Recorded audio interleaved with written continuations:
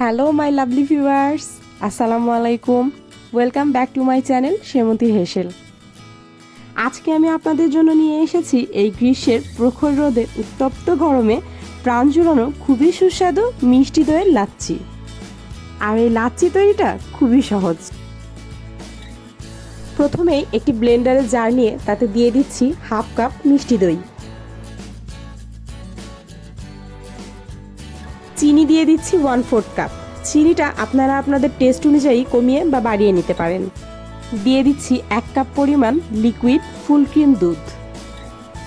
আমি এখানে গরুর খাঁটি দুধ ব্যবহার করেছি, আপনারা চাইলে প্যাকেটের দুধও ব্যবহার করতে পারেন। আর 1 কাপ ঠান্ডা পানি। এবার জারের ঢাকনা লাগিয়ে এই সবগুলো উপকরণকে ভালোভাবে ব্লেন্ড করব 2 মিনিটের মতো। চলে আসলাম 2 মিনিট পর। এই দেখুন আমার লাচ্ছি একদম রেডি। ভালো করে খেয়াল করলে বুঝতে পারবেন আমার লাচ্ছিটিও কিন্তু রেস্টুরেন্টের লাচ্ছিগুলির মতোই ফেনা ফেনা একটা ভাব এসেছে।